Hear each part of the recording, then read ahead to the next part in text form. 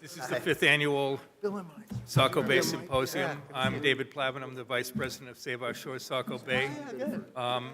Before we start, obviously I want to thank all of you guys for coming. The support we get for this event is amazing. It's important, and to see all of you here today is a very good thing for sure. I'd also like to thank the city of Saco for allowing us to use the facility and co-sponsoring it, City Administrator Bohenko, Mayor McPhail, and Andrew Dickinson and Alex Saints here of the Communications Department. Couldn't do it without all of you. So today, quickly on the agenda, Peter Slavinsky from the Maine Geological will give a presentation. I have 4 speakers. Lori Gramlich is not going to be here in person, but I have her text and we'll read it. And after that, we're going to just, I'll bring up some topics, and hopefully all of you will get a chance to contribute something to this. It's important that we share these ideas. The other speakers are Pat Fox, the Director of Public Works in Saco, Brian Ambrett from the state of Maine, Mary Beth Richardson from the Department of Environmental Protection. Thank you. And I thought briefly maybe I'd let the rest of you just quickly introduce yourself so people who have never seen you before know who you are. So we'll start with Jen and just go that way. Good morning, everyone. My name is Jen Tallhauser. I'm the Chief of the Navigation Section at the Army Corps of Engineers New England District. I'm also acting as a project manager for the Saco Section 111 project that we just signed a partnership agreement with the city for. So I can talk about that later if anyone has any questions. And I just want to mention, too, that I actually went to school at UNE. I'm not going to say how many years ago, but so I actually have a personal interest in this project, so I'm very happy to be here. Thanks. You are welcome. Thank you. Kevin. Hi, I'm Kevin Roach, President of SOS Saco Bay. First, I'm very happy to be sitting next to Jen, so this is fantastic that she and the Army Corps are here and partnered with the city. It's been a lot of work by everyone here, but you know, I appreciate the next phase here of action, and I also just want to make a side thank you to David here for doing a lot of this work to get all this together. So thank you. Thank you. Rick, yep.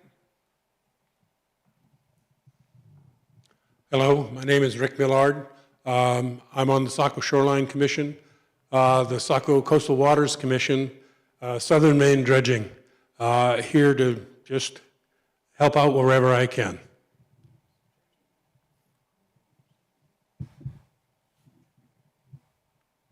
Are we all supposed to stand up? No.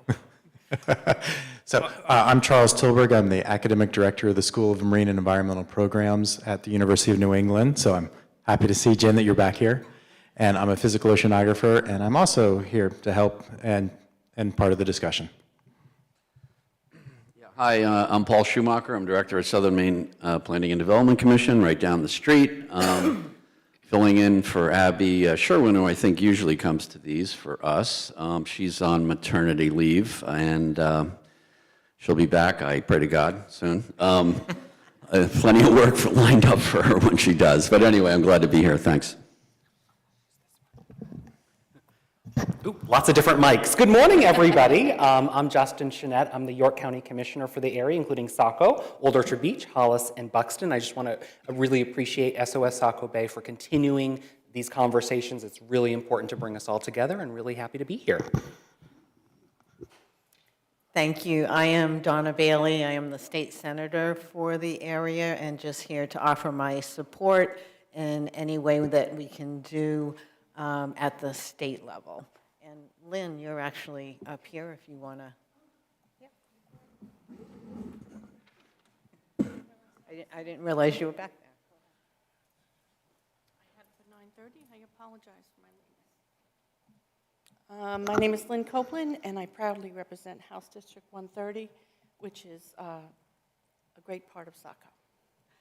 And I'm here to listen and provide whatever information and help that is needed. Thank you so much.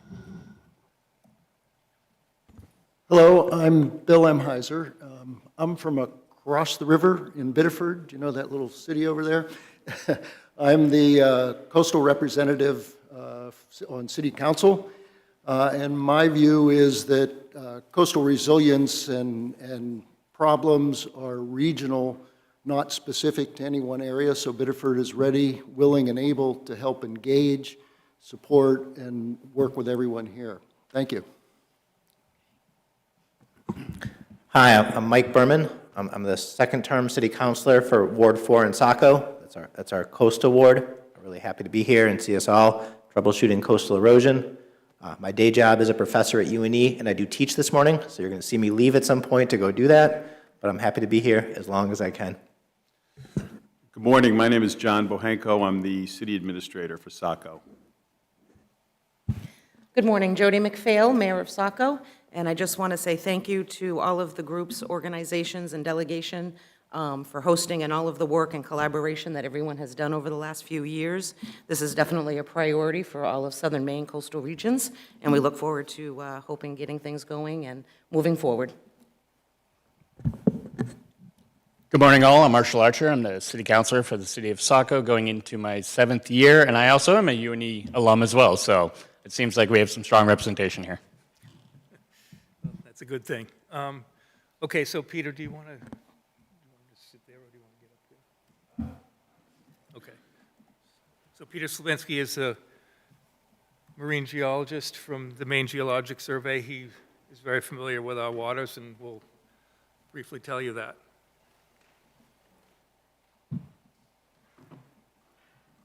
Thanks, David. Good morning, everyone. Like David said, if you don't know me, my name's Peter Slavinsky, marine geologist at Maine Geological Survey. I've been there since 2001 and have worked on and off with many of you folks on issues related to the resilience of the community of Saco and Saco Bay as a whole. David asked me to give you a little summary, a quick summary. This is going to be about 15 minutes or so, about the January 10th and 13th events and their impacts along the Saco shoreline. And I have to stress that those two events hammered much of the Maine coastline, not just the city of Saco. We saw extensive dune erosion on the order of 15 to 20 to almost 30 feet along much of the Maine's natural dune shoreline. We saw numerous seawalls fail, whether they were bulkheads or riprap walls, and many structures condemned in many of Maine's coastal communities. In addition, there was a lot of damage to public infrastructure, including piers and wharves along the Maine coastline, totaling about $70 million in the governor's request for federal aid. So this wasn't just a Southern Maine event. So the two events came back to back within 3 days of each other. And the first thing I want to point out is there were very large waves associated with the January 10th event. On the left-hand side, you can see a graph showing 3 buoys along the Maine coastline, and the star is showing roughly where Saco is located in Saco Bay. Buoy B01 is red, E01 is green, and I01 is blue. If you look on the graph on the right, there's the wave heights associated with those 3 buoys through the 2 events. And you can see that between B and E buoys, wave heights were between 20 and almost 30 feet during the January 10th event. So the January 10th event was a moderate tide, wasn't a high tide, but it had very large waves, and it had a very large surge associated with it, okay? 4 feet. We'll look at that shortly. So there were some significant impacts from that first event in terms of coastal erosion, so protective dunes were eroded. The beach lowered because sand goes from areas of high energy to low energy. So we lost 2 to 3 feet of sand on beaches, which means in the next event you could have deeper water and more of an impact. And then again, like I said, a lot of seawalls were knocked down from that event. 3 days later, the January 13th event hit. Now that did not have as big waves. That was around, less than 25 feet in general, but still, waves in southern Maine were about 20 feet offshore. But that hit at a much higher tide. And the surge wasn't as big, luckily, but there was a significant impact from that. So that led to extensive coastal flooding and further erosion. This graph is showing the three tide, on the left-hand side, the locations of the three tide gauges along the Maine shoreline. Portland and southern Maine is what we care about, but I also show Bar Harbor and Eastport. And on the right-hand side is kind of a busy graph, but you can see the first third of that on the left-hand side is labeled Portland. And on the far left, that shows our historic 100-year, quote, end quote, storm, which was the February 1978 storm. The blue portion of those bars shows you the tidal component, so the predicted tide. And then the red shows you how much, quote, storm surge we saw during these events, okay? You'll see a little tiny red band that's kind of like a pinkish red on top of the events from 110 and 113 for Portland. That's how much of a sea level anomaly we're actually experiencing right now, about 0.6 feet, all right? It's pretty significant when you think about it. I'm putting this in the context because storm surge and storm tide, which is the overall water level that's achieved, is exacerbated when we have sea level rise, sea level that's a little bit higher than normal, okay? So the January 10th event, as you can see, didn't exceed the February 7th, 1978 event in Portland, which was 14.17 feet. It reached about 13.8 feet, but it had a pretty big surge, about 3.3 feet. And the event on January 13th, however, set a brand new record water level for southern Maine, 14.57 feet, so about 0.4 feet higher. And again, that event was a much higher tide. You can see that hit an 11.2-foot tide as opposed to a 9.9-foot tide. And it had less of a surge, luckily. But both of those events were exacerbated by the ongoing, number one, long-term sea level that we've seen since 1991, and then number two, an anomaly that we're currently experiencing. The graphs to the right show what happened in Bar Harbor and Eastport, and the little asterisks are showing you whether a record was set. In Bar Harbor, they set a record on the 10th, and then broke that record on the 13th. So this was almost a statewide event. So what I'm going to do now is share with you a bunch of images that were compiled, number one, in 2023, and then number two, in 2024. And I'll have to thank Will from the UNE Coastal Research Lab for providing me with these images via drone. They were flown on 2/21, so roughly a month after the two storms. And we're going to break the shoreline down in areas 1 through 6, starting in the northern end of Saco and going south. So what I'll do is I'll show you, first of all, there's the areas 4, 5, and 6. I'll show you an image from 2023, and thanks to the city for providing this. This is from a near map, but it's images from April 20th, 2023. And what I want to point out to you is the red line is showing roughly where the dune line is, okay, prior to the storm. So we're going to be comparing pre and post-storm in each of these areas. So pay attention to that red line, and then you're going to see a green line pop up, which is where the shoreline is after the 2024 events. And then there's going to be a yellow line, which shows the penetration of floodwater and waves, roughly, into the dune system. It's what we call overwash. And the overwash during this storm event was quite extensive. And in many areas of the Maine coastline, there was no difference between the ocean and the back bay. It joined. And that's what happened in areas of Saco as well. So again, I've got the roads kind of pointed out so everyone can see where the roads are. And this is the post-storm, and at each of those roughly road locations, I'm quantifying how much dune erosion occurred and then how much overwash occurred at each of those locations. So that varied along the shoreline, of course. But you can see that the dune erosion in this stretch of shoreline was about -11 to about -20 feet from the two events back to back. And then overwash was anywhere from about 40 feet to over 100 feet, okay? And again, this was hard to discern sometimes in aerial imagery because we're a month afterwards. So a lot of overwash, some sand probably was removed from the roads already. Things were plowed. We've had snow since then. So it's not perfect, but it's a good indicator. So I'm going to go down these areas of the shoreline. This is the next stretch of shoreline going south from Outlook to roughly Bayview Road. This is a nice protective dune system in here that you can see. You can see an old dune ridge. If you look at the Anthony Estates Road and then look out, you can see an old dune ridge along all of those areas. And the erosion did not quite reach that ridge, but the overwash did. Okay? So in this area, dune erosion was much less, anywhere from roughly 5 to 13 feet, and overwash was about 30 to over 100 feet, depending on where you are. Now you'll also notice on the upper right-hand side of the screen, there's that outcrop that sticks out. That actually helped a lot from this storm events, and I'll show you why a little bit later. And then a salient, which is kind of sand that sticks out to another outcrop farther to the southeast, also helped protect a section of the shoreline. This is the next area, and this is from roughly Driftwood Lane, going to one of the, there's a seawall that's in front of about 4 or 5 properties. We'll look at the sea just north of that and just south of that, and then down towards Seaside.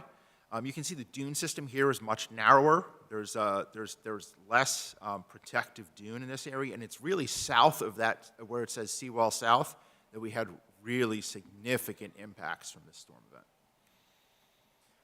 So this is kind of showing what happened. You can really see south of that seawall, because this was a southeaster, and you have that protective salient above, where right in the middle of the screen. On the north side of the wall, you had a little bit of dune erosion and a little bit of overwash. And on the south side of the wall, you had a lot of dune erosion and a lot of overwash. Okay? And that's something that we see along this stretch of shoreline is actually what got hit the most during the storm events. Moving slightly farther south, we're now down near, roughly near the state park. The state park path is right in the middle of the screen. There's still a pretty wide dune at this location between structures, which is really good, but it's a very low dune. Okay? A lot of the protective frontal dune ridge is gone already, just from numerous bashings over the years. But there's still a relatively wide area between roughly the shoreline and infrastructure behind it, so that's very good. But this area got hit really hard by both erosion and overwash. Again, anywhere from about roughly 10 feet to about 25 feet of dune erosion, and we had a couple spots where, at the state park, where overwash penetrated over 300 feet.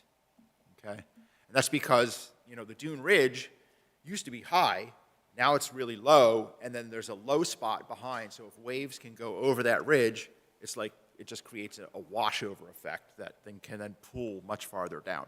You'll notice a trend at many of the roads and many of the dune paths. We see much worse erosion and much worse overwash. That's because they're basically runways for floodwater. Moving farther south, we're looking now from roughly Sylvan Avenue down to about Sunset. The natural dune system kind of terminates between Island View Avenue and Eagle Avenue at this location. And the dune has zippered farther north after the storm event. That green line shows you where the dune moved. And erosion here was anywhere from about 10 to 15 feet, roughly, of the dune. And as soon as we get to areas where there's no dune, we can't quantify that. So you'll see an NA. But this is where, again, at the roads, you can see a lot of penetration of overwash where the roads are. And as soon as we get south of roughly Fairhaven, the topography of this area of Camp Ellis actually gets much lower. So as you go from about Ferry Park north, there's that big, large back dune you have to drive up and over to get down to the shoreline. That helps limit some of the impacts, but as soon as you get south of that, the topography goes lower, and that's why you see more extensive overwash extending contiguously along the shoreline, where you're looking at 100 to 200, over 200 feet of overwash. And finally, to the lowest lying area of the Saco shoreline, down near Camp Ellis and the pier, so Sunset to roughly Bay Avenue here. No surprises, of course. You can see a little section of pocket dunes where the red are, roughly at Lower Beach and Island View Street. And those got hit very hard, as you would expect, about 15 to 20 feet of dune erosion. But this is where you have the most extensive overwash, which basically reached all the way to the back bay. This is something that has happened in storms in the past, so it's not necessarily unexpected, but this roughly submerged from Riverside south to Bay Avenue was submerged. Much of it was submerged in floodwaters during the storm event.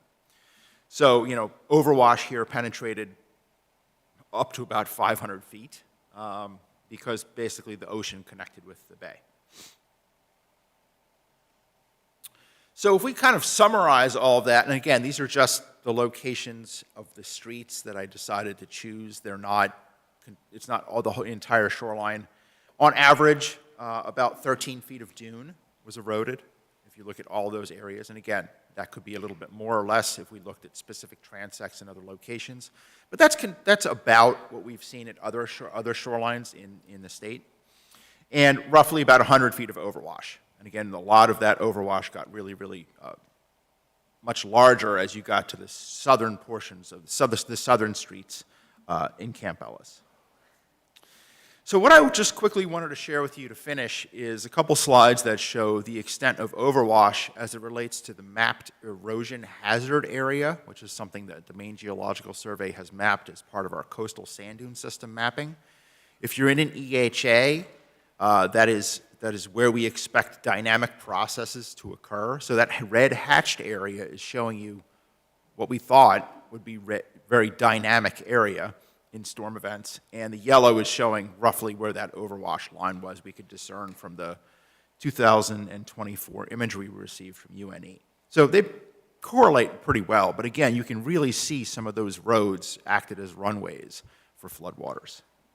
And as you go to the north, this is where you can really see the impacts of the outcrop and the salient. Those two arrows are showing the wave direction when they're coming from the southeast. And you can see in these two circled areas that the overwash really didn't penetrate nearly as much as it did in the other areas. So the salient and the outcrop that's offshore actually helped protect those areas of the shoreline naturally. So I want to finish just talking about the roads and dune paths, and this is kind of the central area of the Saco Beach. This is an area that got hit pretty hard, but we're starting at the State Park path on the right-hand side, and each arrow shows a dune path. And this will get to one of my considerations for the city to think about. But again, these areas act as runways for floodwater, and so keep an eye on those paths. They're gone. They're so close together, they just create like a contiguous runway. So think about it, floodwater is interacting with this path, it's flowing up it, it's eroding the sides, the path gets wider, and they just blow out. So again, this is something that, in terms of considerations, I have a final thought on. So the take-home points that I just wanted to share, again, these two storms are very powerful southeasters. Southeasters are something that we can't say quantitatively are becoming more frequent, but anecdotally I can say they are.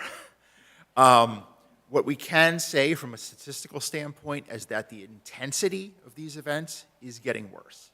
So the wind speeds are higher than what they were, and the amount of precipitation associated with these events is more, okay? We can't say that we're seeing more of them yet. There has to be some more studies, but we can say that they're getting stronger.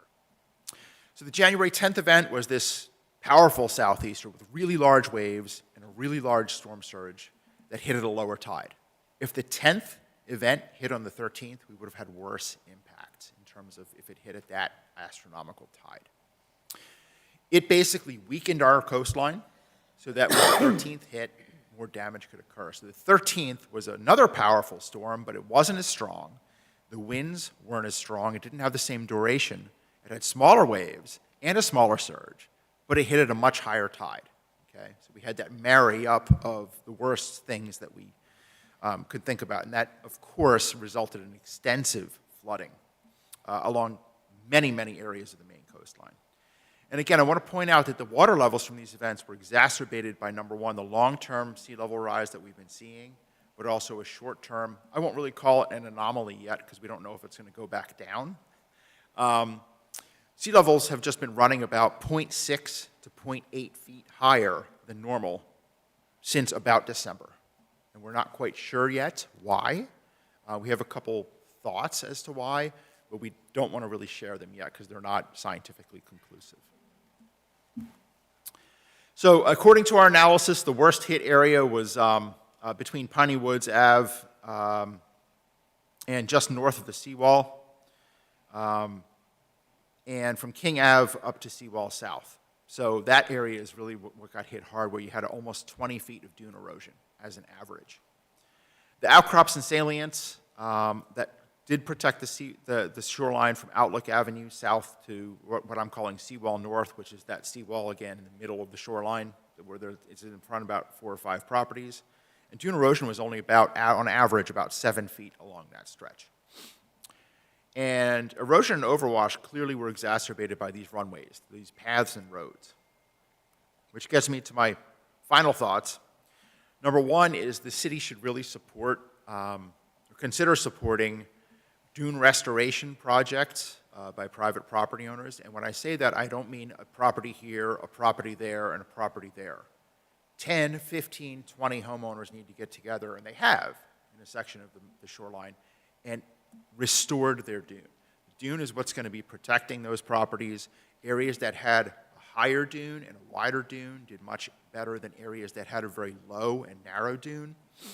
And dune restoration now and beach nourishment can be done under a permit by rule, which is a simple permit that is submitted to DEP, reviewed by our office. We either say yay or nay, or we say yay, and here are some recommendations. And beach scraping can be done, and that's been implemented by some homeowners along the Saco shoreline to do a quick fix to their dune, but always bringing in sediment is something to consider because you're adding to the checking account instead of just moving money from your checking account to your savings account. Footpaths. Every single house has a footpath, and I know that's a private property issue, but as we've seen, and this was not just Saco, everywhere there was a footpath, there was erosion, and there was more flooding. Okay? These things act as runways. So considerations could include combining footpaths behind a contiguous dune ridge, creating a zigzag path instead of a straight path, or requiring paths after dune restoration occurs to be placed on mats instead of just walking on the sand, so that that mat helps dissipate when people are walking on it instead of cutting down into the dune. Therefore, you can roll the mat off in the winter months, and then you still have a contiguous raised dune ridge that protects the properties behind it. And the other thing, that, again, that we saw is the roads served as these floodways also. So creating large temporary barriers at the ends of these roads prior to storm events, so we know a storm's coming, let's do something at the ends of these roads to prepare them for future storm events. And from a permanent standpoint, I'm not sure what we do about that. Maybe some conversations with DEP could be considered. But those are just some thoughts that I had after looking at all this stuff. That's what I had for you. Thank you.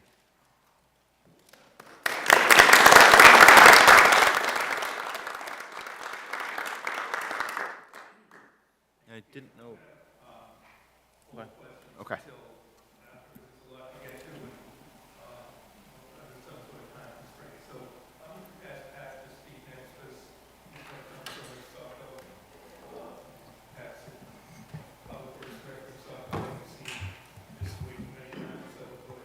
Wow, I get to follow Pete Slavinsky. Yikes.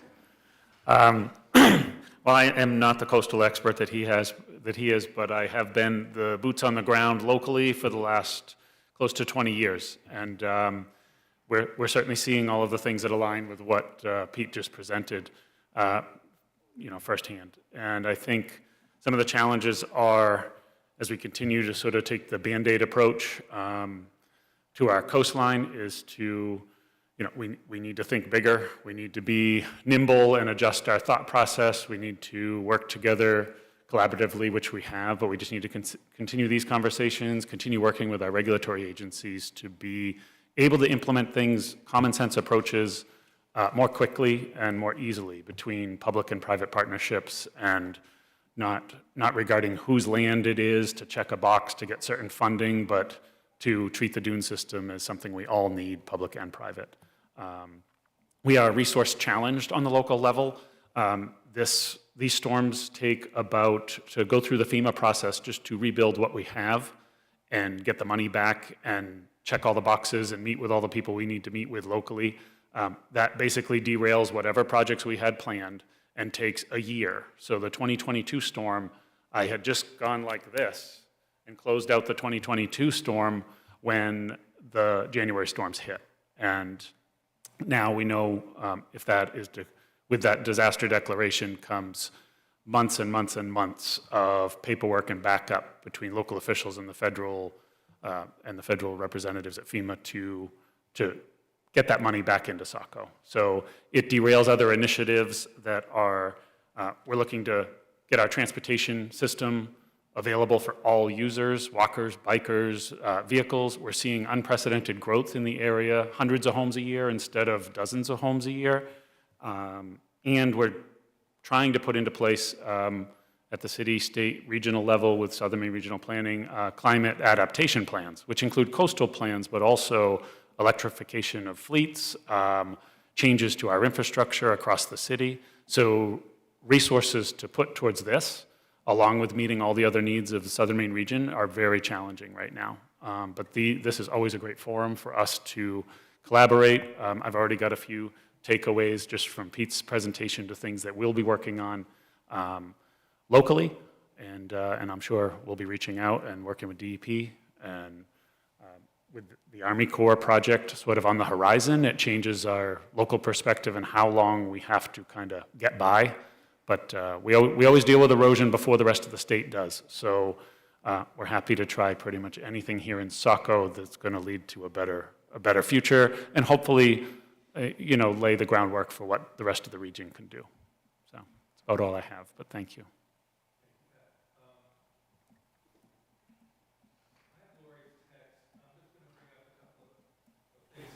David, is your mic on? Is your mic on? I can barely hear you. It is now.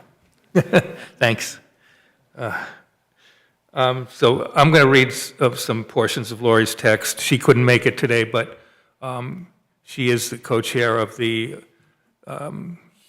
Natural Resources Environmental Committee and has been a huge advocate for everything we've done and has done some great stuff herself. So I'm going to mention that she introduced LD 478, an act to improve coastal sand dune restoration projects.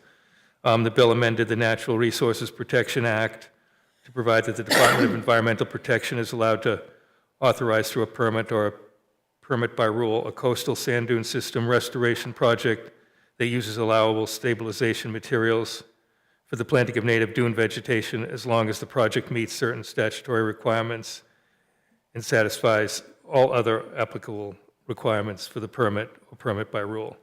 I think she's also, and I know she is, a big advocate of natural solutions and living shorelines, and allowable stabilization materials is defined to mean natural plant-based, biodegradable, compostable fabrics, erosion control blankets, logs or rolls made from core, jute, straw, and polymers or other similar materials.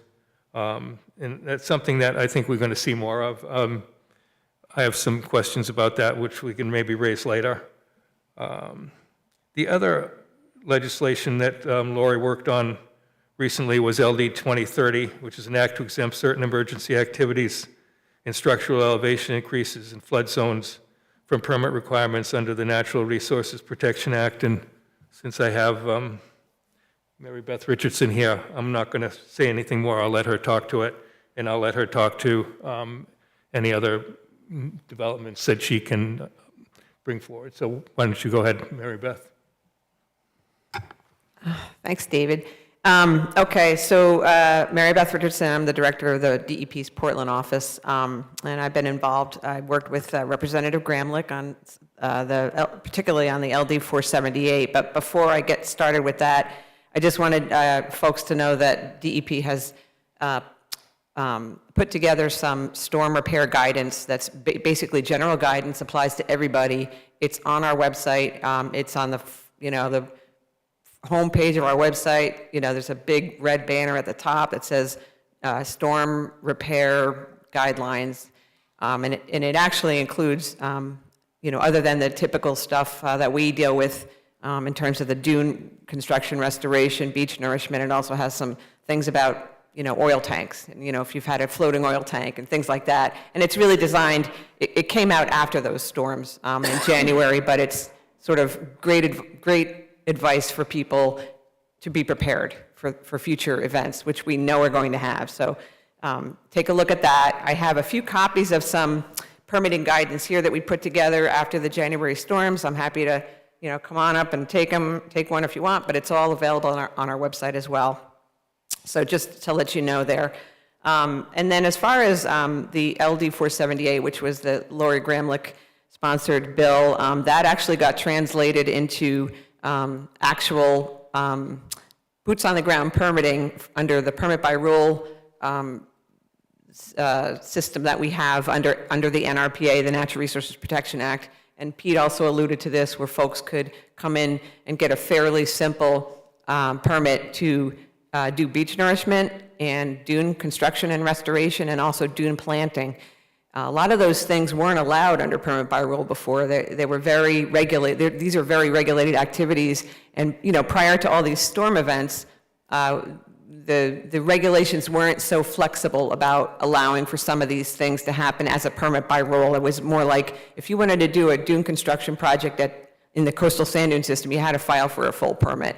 And so now what that's done, if you look at our PBR section 16-A, that is the one that incorporated the dune construction, restoration, beach nourishment, and dune plantings. And this past session also was amended to include those other types of activities, such using the plant-based biodegradable materials, which was not allowed previously as a permit by rule in the dune system. So it actually allows for some of these materials like core logs, blankets, other plant-based type fabrics, and even in some areas where the system is dominated by cobble, it would allow somebody to build what's called a cobble core dune, basically, and move cobble around and actually build up a dune that's made up primarily of cobbles. So these are all kind of new techniques that we haven't seen a lot of. During the testimony, we had some folks from Massachusetts that came up and told us about some of these different types of things that could be utilized that were fairly effective, during a reasonably, violent storm event, but maybe not some of the ones that may be coming up. So a lot of these things we understand are not going to last forever. Just, looking at the past history and what we expect for some of these storms, but they will, somebody said Band-Aid. Well, maybe that's kind of what it is, but maybe that's all. At this point, that's all that we have in the toolbox right now. So that's the LD 478. And the other one that was mentioned was LD 2030, this all just happened very recently after this last round of storms. Legislature, the ENR committee talked about what could be done, what DEP could consider an exempt activity in response to these storm events, and doing these repairs that may or may not in the past have required permitting. And so some of them are basically allowing height increases. So if someone had a pier, they could actually raise the height of the pier with a very simple permit rather than having to go through a long permitting process. Now, there are criteria that you have to meet, but it allows for up to 4 feet of elevation over the base flood elevation. So there's a lot of devil in the details on this LD 2030. I have a few copies, or actually I have a few copies of the 16A, so people can come and look at that. The LD 30 is not law yet. My understanding is it's still, it's been voted out of committee, and it's like really close, but it needs to go through the full House and Senate vote, and then it has to go to the governor's office. But if you look up LD 2030 on the Maine State Legislature's website, you can kind of see what the language is and see what it allows in terms of kind of opening up a lot of these exemptions, which I think will be really useful for folks that want to do stuff right away in trying to prepare for the next storm event. And then I just wanted to say something a little bit more about future rulemaking. I mean, there's going to be a lot more to come. Maine Climate Council, even before these storms, the Maine Climate Council had directed the DEP to analyze all of their land development rules and incorporate sea level rise, higher intensity storms, just all these things. So it's happening, and some of our rules are being looked at currently.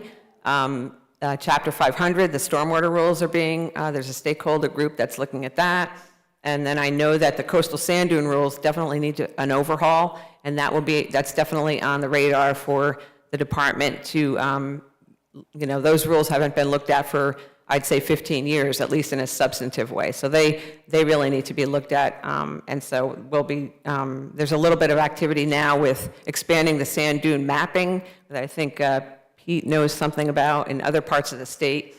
But stay tuned, I guess. That's kind of the take-home message is there's a lot more to come. So. Thank you. Brian Ambrett, I'll let you go next. He's from the state governor's office. He'll update you on whatever he's been working on. Thanks, David. I'm Brian Ambrett. I'm the Climate Resilience Coordinator in the Governor's Office of Policy, Innovation, and the Future. Pete's presentation was great, and it's great to hear Pat talk about what's going on in response. I'm going to zoom out a little bit and just talk from the statewide perspective and really try to hit home just how extraordinary the last 13 months in Maine have been from a disaster perspective. Over the last 10 years, we've averaged about 1 federal disaster declaration every 2 years. We had 6 in the last 13 months, from the December storm in 2022 to the December storm in 2023, and that's not counting the 2 January storms which haven't been declared yet. That application is into FEMA. The governor submitted it about 2 weeks ago, and our Maine Emergency Management Agency is hopeful that declaration will come through and may come through in the next week or two. So that would open up some significant resources from FEMA to respond to the coastal storms. So that's fairly extraordinary, the number of disasters that Maine is coping with at the moment.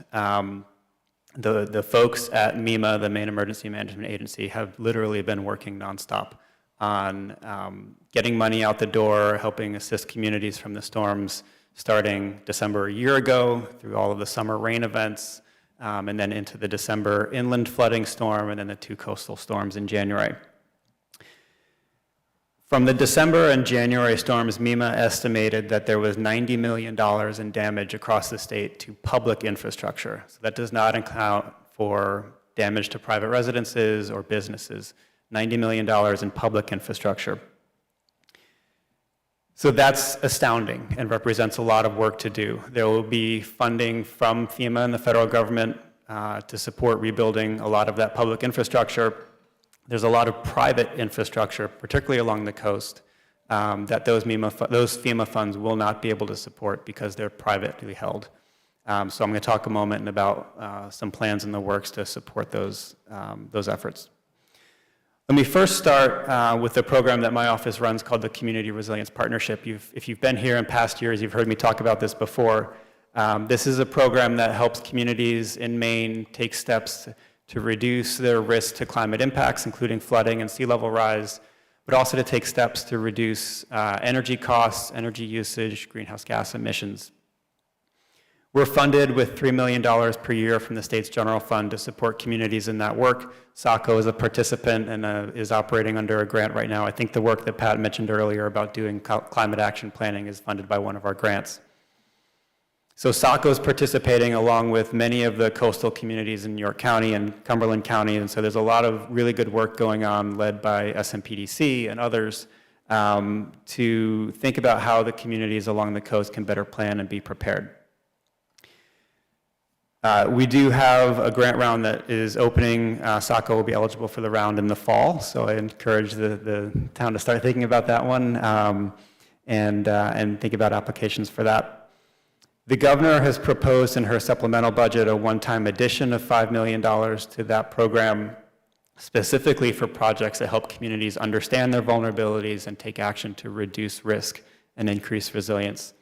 So that is pending in front of the legislature right now, and we stand ready to deploy that funding through the program as soon as it becomes available. The next program I'm going to talk about is called the Maine Infrastructure Adaptation Fund. This is a program that's been around for a couple of years also. It's operated through the Maine Department of Transportation. It recently awarded grants to 30 communities for culverts and stormwater projects, shoreline and riverfront resilience projects. That fund generally gets one-time funding, and then it burns through it and then has to await another allocation. A new bill that just heard testimony this week in the legislature would add $50 million to that fund, again in a one-time installment in light of the January and December storms, to help rebuild a number of private and public infrastructure projects, as well as do planning and design work for future projects.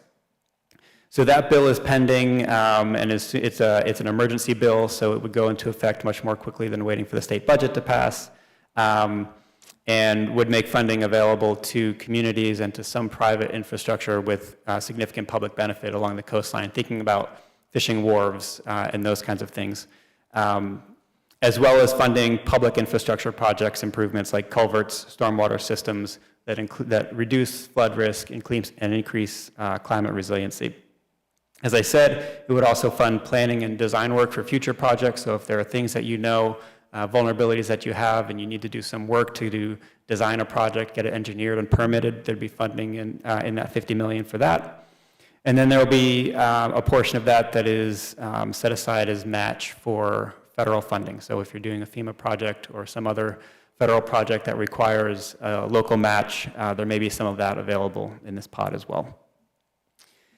One of the things that I'll point out about infrastructure is that state and local officials, both inland and coastal, reported that if they repaired or replaced a culvert or a bridge or some other stream crossing across the state in the last 5 years and it was built to the current standards, those had very high survivability rates in all of these flood events. So the designs that we have that we're working with right now are highly resilient and do work. And so that's a really important thing for communities to look at, is what standards are you using when you're putting infrastructure, either building it back or repairing it before the next storm event. So I'll stop there, turn it back to David. Thank you all for having me this morning. Happy to answer any questions. Thank you, Brian.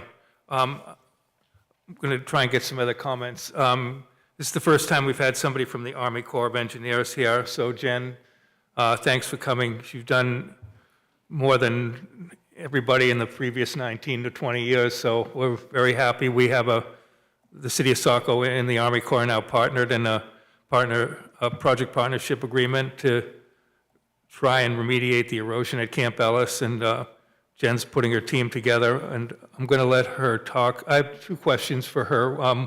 One is, it's probably going to be, from our timeline, it's going to be several years before we can get any physical work done out there, and want to know if there's anything we can do with the Army Corps in the interim to hopefully, keep us together before you get here.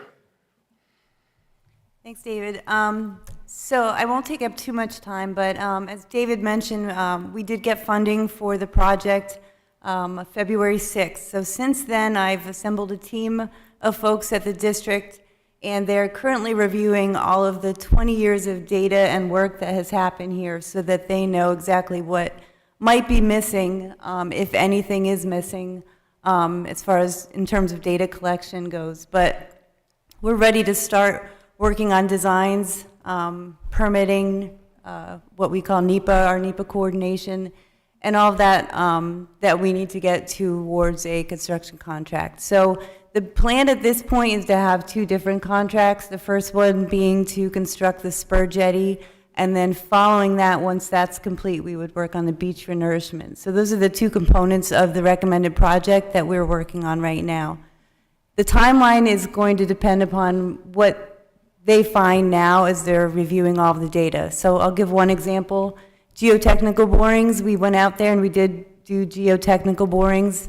I just need to make sure that they're in the right location so that when we do build the spur jetty, we know what we're building it on and we have the data we need to do those designs and construction. So that's one example where what the team finds, what we find, if there's anything missing, could adjust the schedule. So we're working on assembling the information, putting the schedule together, and then we'll be talking with the city immediately after, as soon as I kind of have a good timeline. So that's where we're at now. The biggest place where I see local help is in phase 2, and that would be the beach renourishment.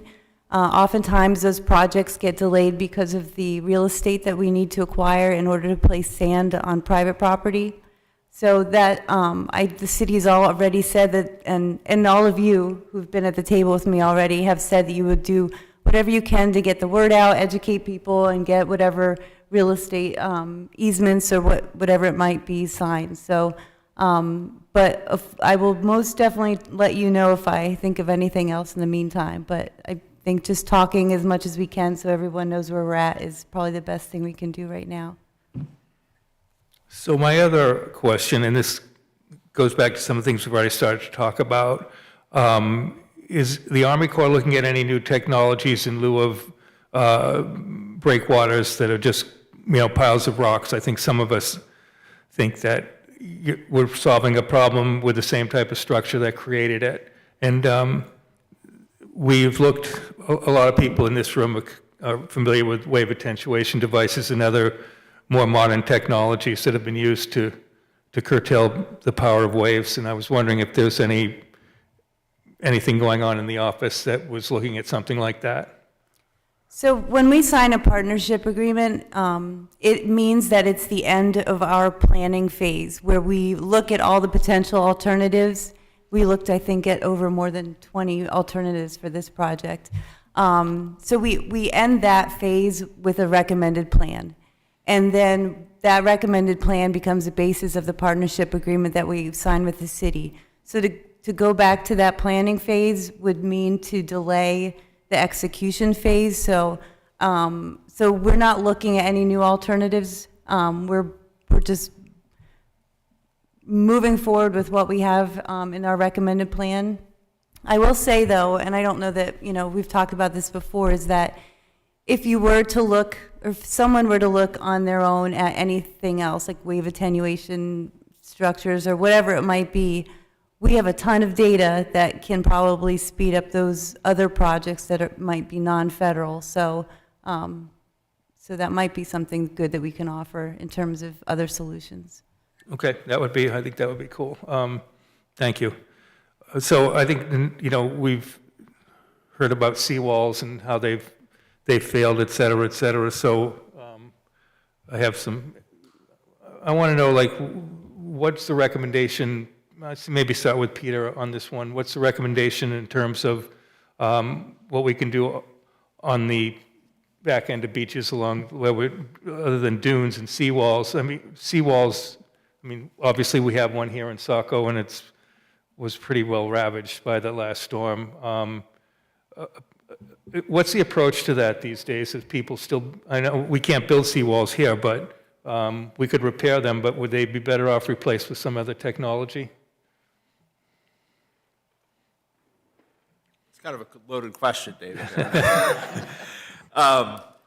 It really kind of depends on the scenario, the location, I would say, and also comes down to the consideration of municipal versus private property as well.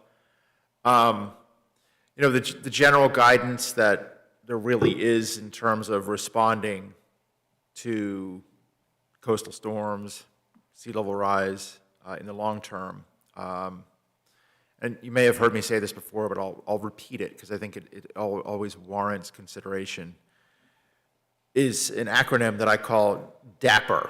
So it's do nothing. So the first is, that may not apply to a lot of properties or even municipal properties, but you just let what's happening happen. Avoid is the second. So that is, and there aren't very many lots left that are developable, but don't put new infrastructure in harm's way, whether it's municipal infrastructure or whether it's private infrastructure. So avoid building something in a hazardous area. So take a close look at those floodplain maps, because our experience was those floodplain maps that are going into effect in, June for York County? I think it's June. were actually quite good at predicting what was going to be flooded in this event. Accommodate and adapt. So there have been a lot of questions after these January events from individual private property owners who saw a neighbor get knocked down, for instance, or their house condemned or something like that, that said, my house didn't get knocked down, but I want to relocate. I want to relocate my house farther back on my lot. I want to make it more resilient. I want to adapt it. I want to raise it on posts. So I think that's something that should be considered for infrastructure that either was damaged or even voluntarily needs to be thought about. The next is protect, and this gets a little bit at what you were talking about. That is, you can maintain existing seawalls in the coastal sand dune system. There can be adaptations made to an existing seawall if it's proven that it's less damaging to the coastal sand dune system. So in other words, you could take a bulkhead, make it a sloped riprap wall or something like that for consideration. But typically, and Mary Beth could talk about this, that would require that wall to be pulled back. That's something that so the bulkhead that is in the middle of the beach in Saco, I showed it in one of my slides, protects about 5 properties. That was rebuilt, what, maybe 10 years ago? They had to go back when they rebuilt that, like 3 feet or so. So that's gets at one of the other responses, which after the protect, the protect also includes things like short-term solutions like beach scraping, dune restoration, and one of our favorites, beach nourishment. If you folks have heard me speak before, beach nourishment that was done the last time in 2018? Does that sound about right? Between 2016 and... Yeah. It had a good benefit for the beaches and the dunes for a nice about 4 or 5 years before we started really seeing that sand just go away. So beach nourishment is always a potential solution. That falls into that protect standpoint. It's a nature-based solution, we call it. So is dune restoration. And then the final one is something that the city has been struggling with and dealing with for a period of time now, and that is, and nobody wants to hear this one, but it's relocate or remove. So the city has taken steps over time to remove a lot of at-risk infrastructure. Patrick could talk about that endlessly, about cutting sewer lines, stopping electrical lines at the ends of streets, rerouting electrical lines and access to homes. But that last one, the relocate or remove, would apply to both municipal infrastructure and also potentially private infrastructure, if people want to do that. There are, and David might be able to speak about this a little bit more, or Brian, sorry, about some of the grant programs that might be available to help with private property in terms of, there are also loan programs available from FEMA to help do that. But it's a conversation nobody really wants to have, but given what we're seeing along the Maine coastline, it's something that's kind of popped up in a lot of communities' discussions again recently. So I think that's a long-winded answer to your question. But, and other pioneering technologies like the use of wave attenuation devices is something that could potentially be considered. The locations of those devices have to be very, very specific. They should probably try to go below mean low water, otherwise they'd be in the coastal sand dune system, and that would comprise a new seawall, which is not permitted in the coastal sand dune system. So there would be considerations for that, and I know the city's been working with Pete and some other folks about looking at that. So there's my long-winded answer to your question. And I will throw one more thing out while I have the stage, which is this weekend, we're going to be getting another large southeaster. I've been looking at some of the NOAA predictions, and the predicted water level for Sunday afternoon, March 10th, is an 11.3-foot tide, so very similar to what we saw on January 13th, with around 2.5 to 3 feet of storm surge. Waves are expected to be a little smaller, 9 to 15 feet, but the predicted water level on 310 midday roughly is around 14 feet mean low water, which comes close to what we just experienced. So I'm sure that's been on the radar screen, but I just wanted to throw that out there as well. Yeah. So. Yeah, no comment. No comment. Do you want to hop on that, Mayor? I wonder, can you still use like sheet metal seawalls? Is that still allowed? I mean, we did build one in Saco not that long ago. I think it's been somewhat effective, but I don't think that's really allowed anymore, is it? I would say it's a case-by-case basis. Okay. And we would need to, it's obviously dependent on the site, and that was a very unique circumstance because we had existing infrastructure there that needed to be protected, and it was public infrastructure. I didn't make that decision, so it was more of a policy issue at the time. So I wouldn't discount it totally, but again, we need to look at all these different types of approaches and run things by MGS to make sure that it's not going to cause problems elsewhere. I would say that generally seawalls, if they exist, they can be reconstructed, and it might make sense in some cases to look at different configurations as long as they're moved landward. That's really the key, is to move them landward and to make sure that they're not going to have a negative effect on neighboring properties and cause more problems and more erosion and scouring. And that's where we look to Pete and his crew at MGS, and they've helped us a lot in the past. So, those are things we can all, you can certainly ask these questions and get answers, hopefully, from the folks at, in my department. But a lot of it just depends on the details. I forgot to mention this, but the stretch of dune that is adjacent to the bulkhead on Surf Street that you asked about, it receded, or not receded, but it moved northwards another 55 feet after the January 10th and 13th storm events. So where the dune extended, in 2023, it moved another 55 feet northwards. So that's over 700 feet now since 1986, if I remember correctly. So I wanted to spend a little time. We have a couple of,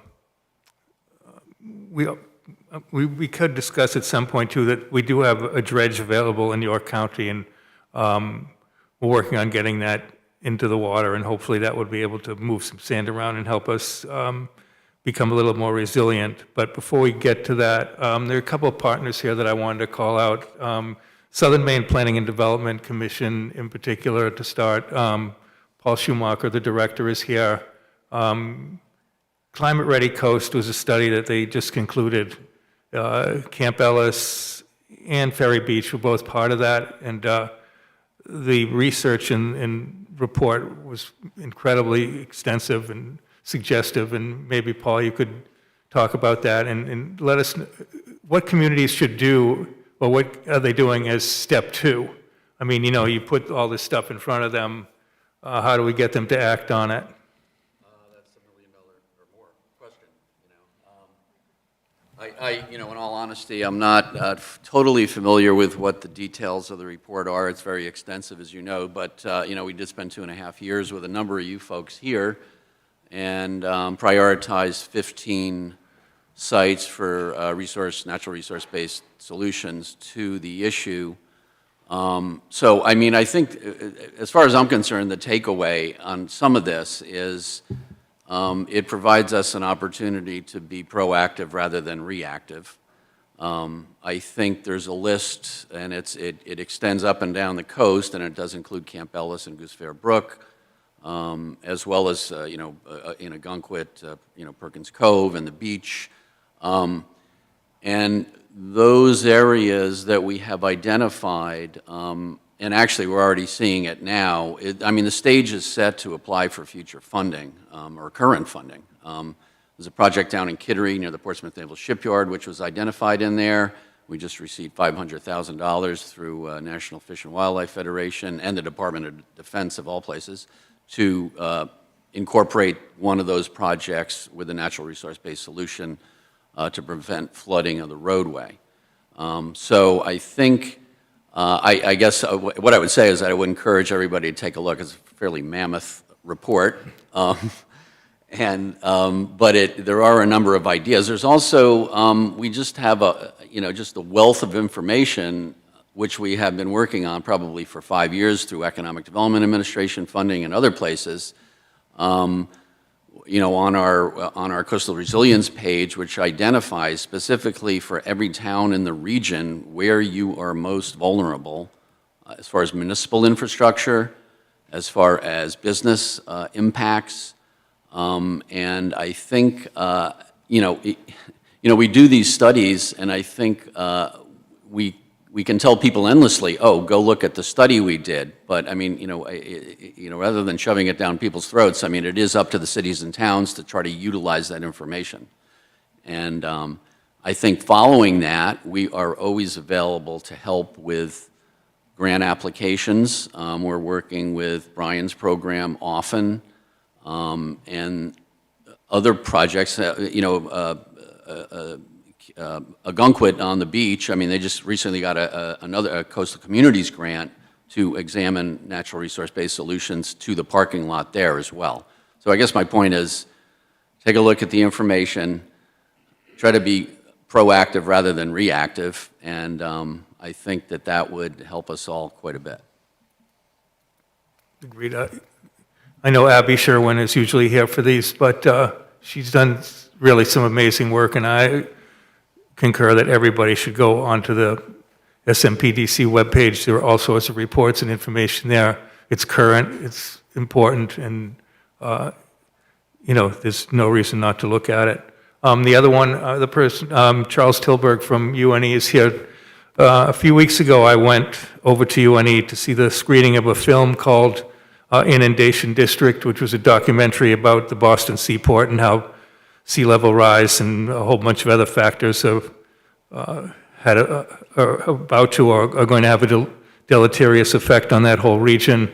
And afterward, Dr. Tilburg conducted a panel with him, a colleague and a filmmaker, and one of the questions asked, which you did not answer, but should have, was when a student asked what she could do and what students can do, and I'm not criticizing you for not, because your colleague did answer it, but I was more concerned to hear what you had to say about it, and maybe you can tell us some of the things that they're doing over at UNE right now.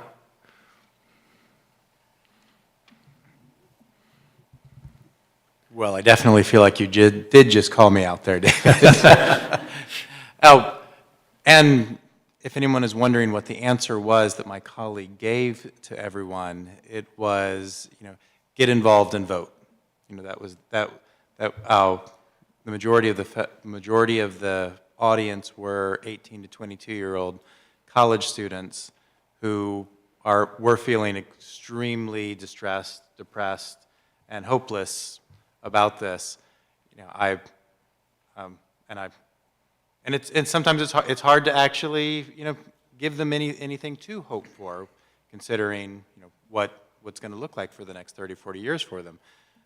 However, I would have told them I would have loved them to come to this, where we're all talking about solutions, and that's the first thing that we're doing, and there's no debate over whether we need to do this, it's how are we going to do this. I would say some of the things that the University of New England is doing is, we're looking at our particular area. We are working on a living shoreline, which is on our campus.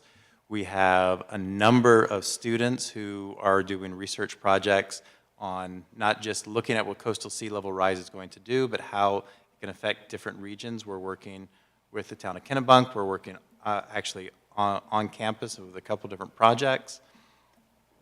And one of the things I would like to do is turn it around to this group, is that the University of New England School of Marine and Environmental Programs has 450 students who are very interested in the coastal region, the ocean, and the terrestrial right around here.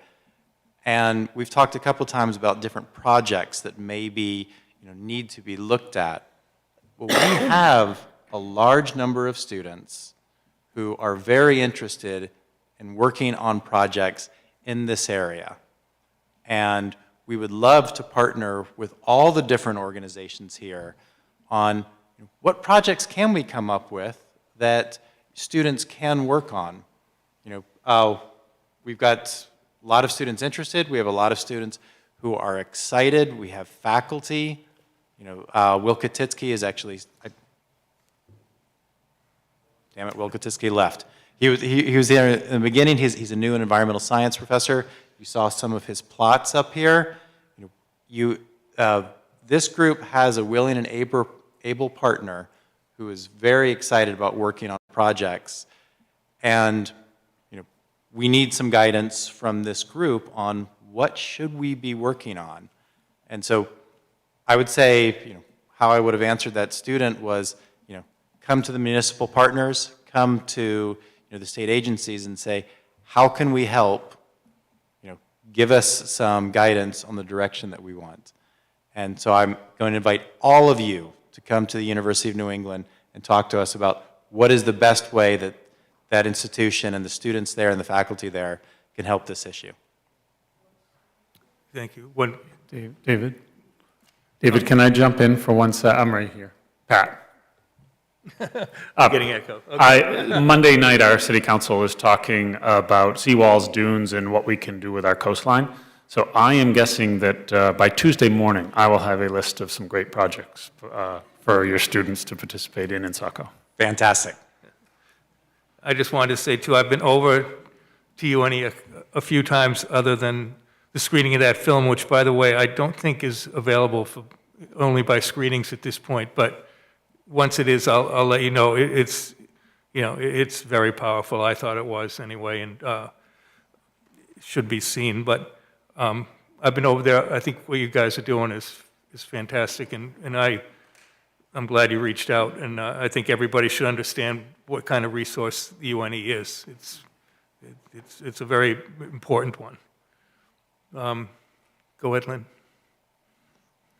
I just want to say that we already have in place LD 946 that directs that we can get assistance from Peter Slavinsky's office to help with dune planting. And I think 450 students would be helpful. I'm sure they would be. I want to give some of the other people here a chance to talk. I think locally, Bill Emheiser from Biddeford, I went over to the town meeting when you passed the climate control plan. And I was wondering, that was a few months ago, what you've been doing as a follow-up to that and where you stand on trying to implement anything. Yeah, thank you. As David said, we passed, well, for the last 3 years, we worked with SMPDC very closely in developing. We presented about 30 very specific action items to City Council. About 8 or 10 of those were specific to coastal resiliency. Our biggest priority is to set up the leadership that's necessary to begin enacting the Climate Action Plan. We're, much like the City of Saco, right in the midst of our budgeting process. So what we're attempting to do is find the resources within our staff to be able to begin implementing that. The desire is to set up a resilience coordinator. One of the suggestions has been to even share that with the City of Saco, so I'll kind of reach out to the City of Saco and maybe, having a single resilience coordinator that could sort of think more broadly, work on implementation of your activities once you pass your plan, and ours might be a possible alternative. In the interim, we have identified a staff member that we're hoping to make full-time as our resilience coordinator, the individual who drove our planning process with SMPDC. Secondarily, we put the plan together with a climate task force, and what we're attempting to do is to turn that into an official city commission, a group of both citizens and city staff that can then identify with the resilience coordinator the implementation of those individual plans. So we're pretty pleased about how far we've come with that, but like many places, we're resource constrained as well, and it's all about the dollars. But looking at this past storm where we had $2.5 million of public infrastructure destroyed, it's pretty clear that spending dollars now in resiliency, upgrades of infrastructure, supporting things, implementing action plans that create that, in the long run are going to save us all dollars. So that's kind of the focus that we currently have within the city of Biddeford. So just, Scarborough does have a resilience coordinator. I was hoping she'd be here today, but she's very, oh, you're supposed to be up here. I didn't even see you. So you could come forward, Jamie, and it's Jamie Fitch. She's from... I'm over there. Right now, And good to see you. I've talked to her a few times, but maybe you can tell everybody what you do, and it should speak to your importance. Sure. So I'm the Town of Scarborough's Sustainability Manager, working on a whole host of sustainability-related items. The town is undertaking a vulnerability assessment starting this spring. A lot came to light in January that I think a lot of people were a little complacent in Scarborough in terms of our risk, and it's very clear that we have risk. So fortunately, we had already been planning on a vulnerability assessment, working on an open space plan, and then looking forward to 2025, wrapping that all together with a climate action and adaptation plan. So fortunate that we have a very supportive town council right now that is investing in resiliency and adaptation, and hoping we can move some of that forward in the near term as well as the long term. And somewhat unrelated to what we're talking about here, but also a pretty innovative and groundbreaking approach that the town of Scarborough and town of Cape Elizabeth are partnering to actually remove a road from a coastal marsh. And so in thinking about kind of moving away from at-risk infrastructure, Scarborough's taking significant steps in addressing that road so that we can deal with our more critical infrastructure in other ways. So thinking about, there's not going to be a one type of fix for anything, and this is a really novel approach and an opportunity that not many municipalities have to actually abandon infrastructure so that we can focus on areas that are critical to our town. So thank you. I should have spotted you back there. I also have some people from Saco. Do one of you, I know we have something going on Monday to try to put we have the climate plan, we're having a workshop on Monday. Just so you know, we're looking to get some quicker fixes in place. So do any of you want to quickly speak to that? Jody? Oh, thank you, David. Yep, like Director Fox said, Monday night we are going to focus our workshop meeting specifically on the three areas regarding the dune restoration, the possible York County dredge, as well as the seawall, or not seawalls, but our existing seawall, and what kind of infrastructure we might be able to work on to help prevent some flooding and to keep erosion at bay. So it is a focus of ours, and we've dedicated that workshop right to it.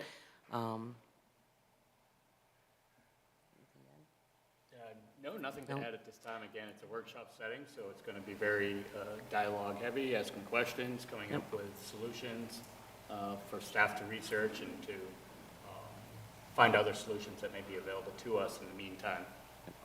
Looks like Councilor Berman had to leave early. He did. Yep. So, but he has been an integral back force with us in providing us all the information for Camp Ellis, as well as all of Ward 4. Okay. Pete Hanrahan, you've heard all these people talk. What's on your mind?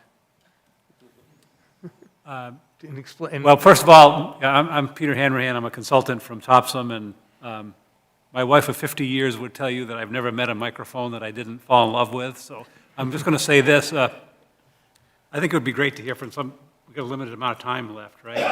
I think it would be great to hear from some of the people out there, just what's on their mind. Well, before we do that, I wanted to give Kevin some floor time. He's the president of Save Our Shores and has done an amazing amount of work, including, I think, primarily responsible for getting that dredge. We know Justin is here too, that the dredge is possibly or hopefully going to move into county control, and I think it would be a great tool for us to use, at least to help replenish beaches. Go ahead, Kevin.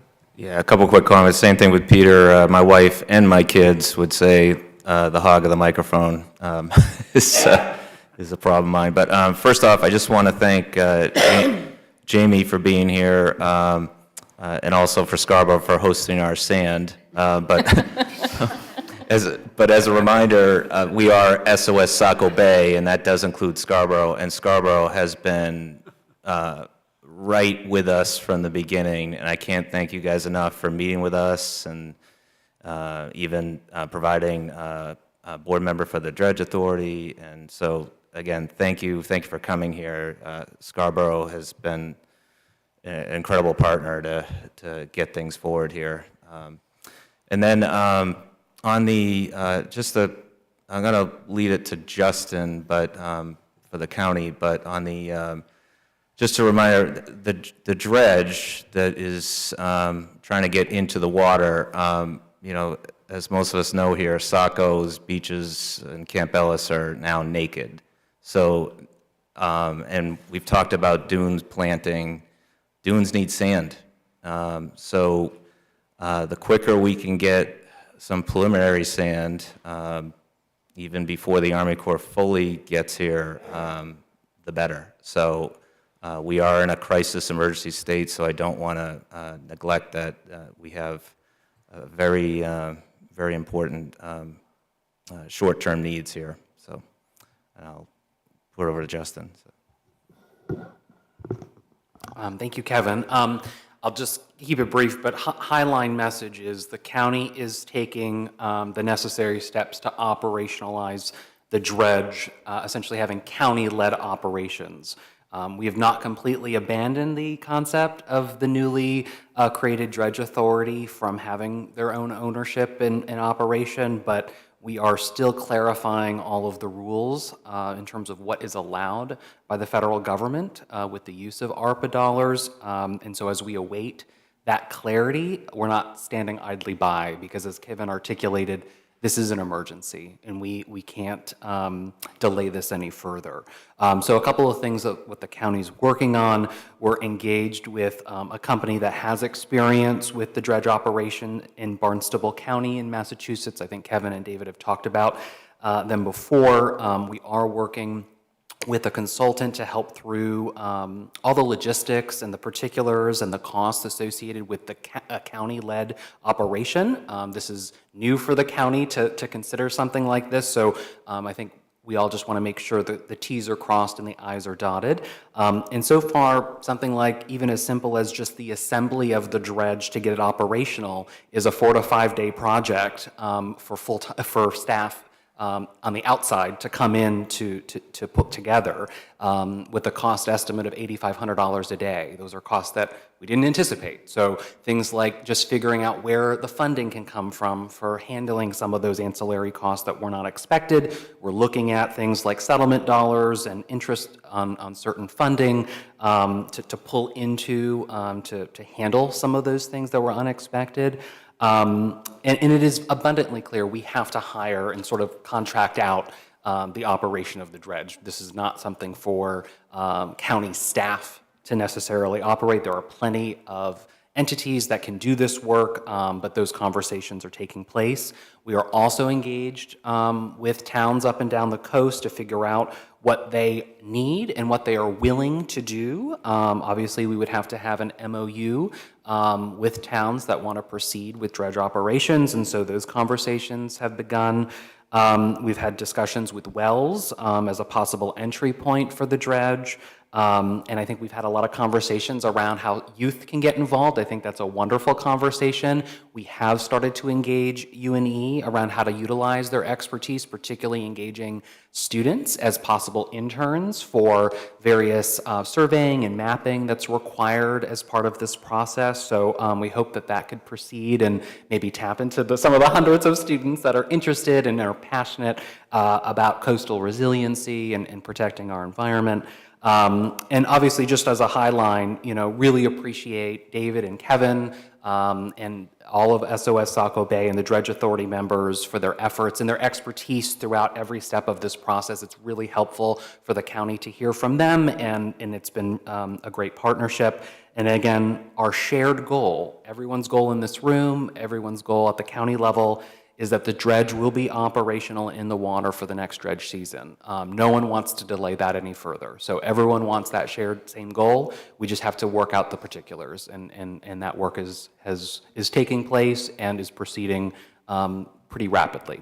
So that's the latest update. Thank you, Justin. I see a couple federal reps in the audience. Do either of you have anything you would like to say? You were supposed to be up here, by the way, but Sarah?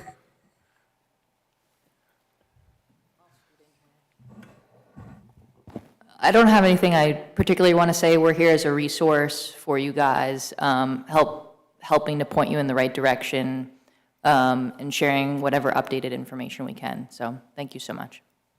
Okay, it should be noted that Senator Collins requested an additional $2 million for the, are you aware of that, Jen? You must be, for the Army Corps to do design work, and I believe that's coming close to maybe actually passing and being voted on, and that would up the, that would up you another couple million, so use it well.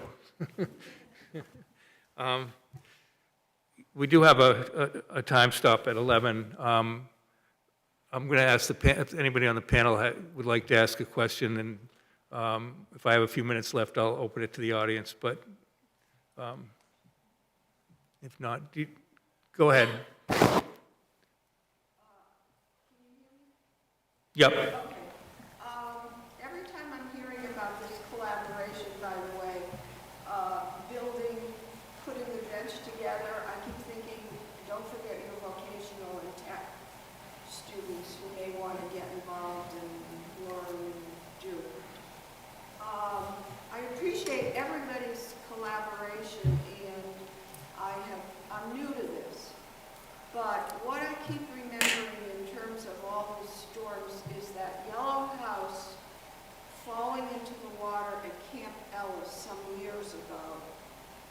Eastern Avenue, at the curve, and the house was on the water side, and it just collapsed. And I don't know if anybody can tell me what year it was, just sort of ancillary interest. But I keep thinking about the fact that we have all these houses behind dunes, behind seawalls, and people are told it's private property and you are in charge of repair, replace, retrench, whatever the word is. And I keep thinking that cities and towns, municipalities also have tax interests. That once these properties go underwater, I assume they're not accessible on the tax rolls. And this tension between public and private can actually lead to some collaboration.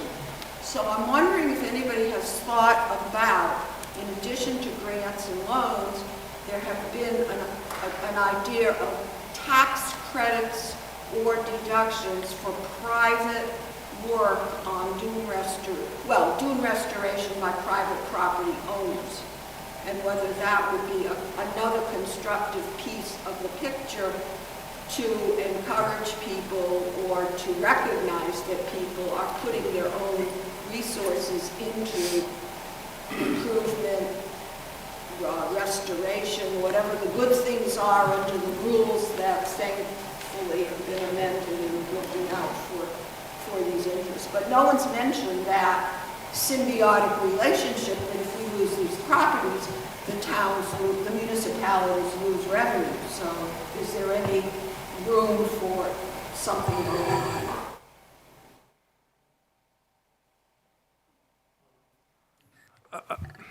It's a good question. I don't know if, we have an answer to it.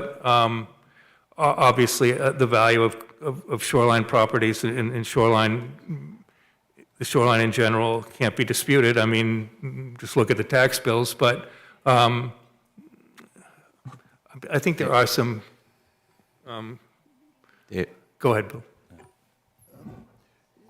Yeah, just a comment on one of the things that we are considering in Biddeford is because a lot of the home repair is going to be in a private setting, they'll obviously need building permits. So one of the things we are considering is either waiving or reducing the building permit. Now, it's not a huge amount of money that's going to do that, but any little amount that we can do to help that. So it is one of the things that's under consideration that is clearly within the control of the municipal officers. Yes, just briefly. At one point, we looked at a TIF situation, especially for the beach areas. It didn't make sense at the time, but it may be time to revisit that. And that was done by the city.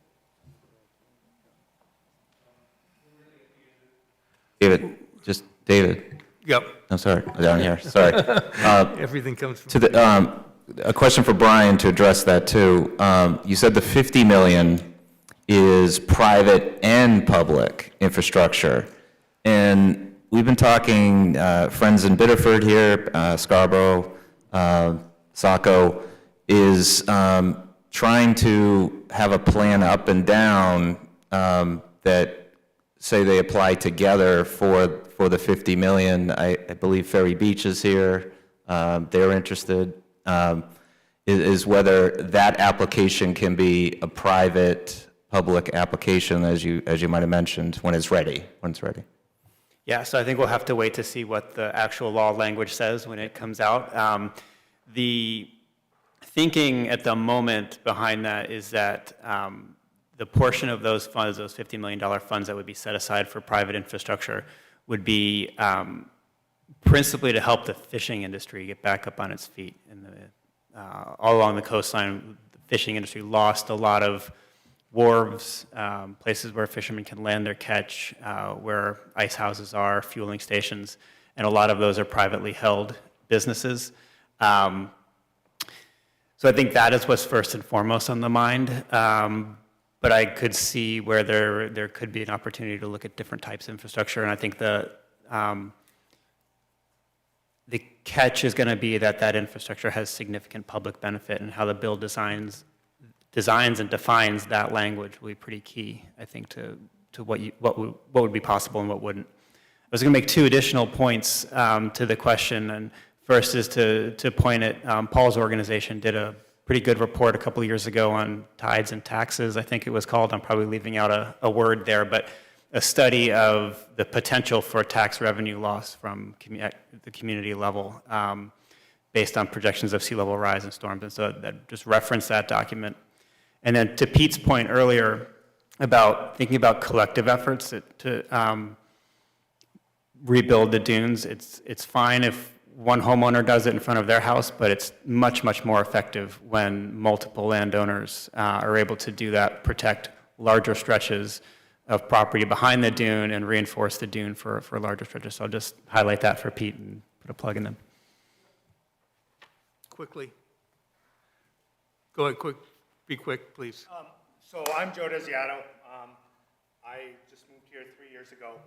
My house is the one that is on Eastern Avenue and North Avenue, and is always shown when the floods come. First of all, being here, this is paradise 99.9% of the time. 1% of the time, not so much. So I understand that raising the house and putting it on stilts would be helpful. I was kind of waiting for the stilts to walk so I could move the house when the floods come. But my question is, we're in that area, number 6, where everything was underwater for the last storm. And thank you so much for SOS and for the Army Corps of Engineers going to try to help mediate that in the future.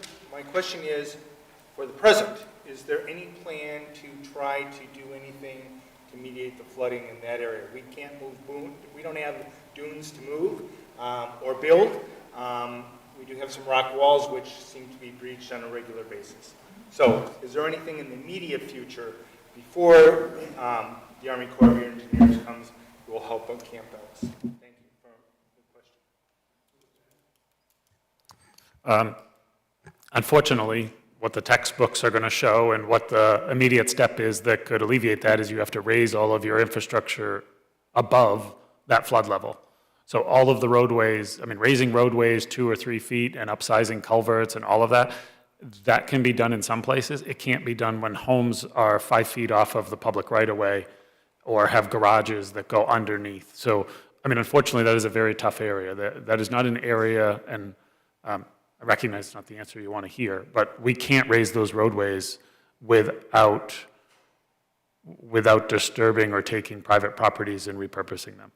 There is no room to raise the roadway without being above people's front doors or parking areas or driveways or anything else. So getting up out of the floodwater is not something that we can do in Camp Ellis in the next year or two. Okay. We really have one more. I'll let one more go, but we really have to adjourn, so quickly. This will be really quick. So I live down in Seaside. And, you know, it goes along with, this is a great panel. So while we have people here, is there a way that Peter or Jen can just help sort of set what the expectations will be?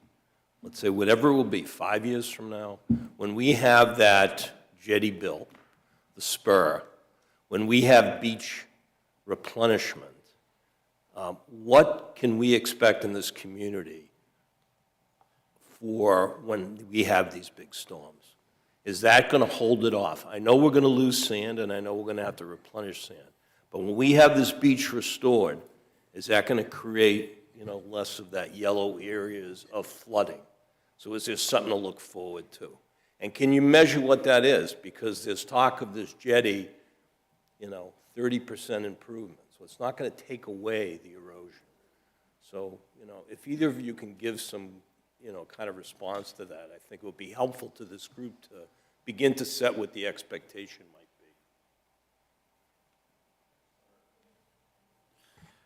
be. Good question. Yes.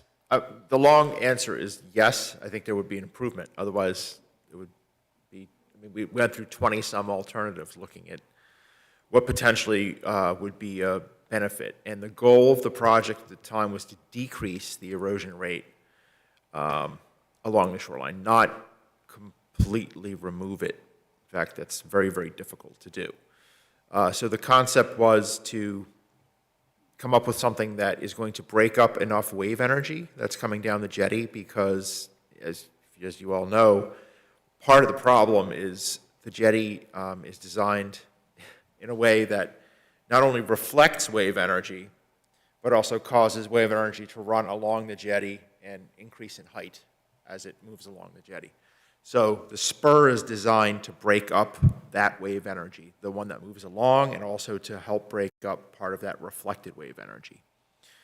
The beach nourishment project is something that has to be done in conjunction, because if you just build the jetty, there's still no sand. That's going to magically just show up in the Camp Ellis area, because the jetty diverts all sand 6,300 feet, whatever it is, offshore.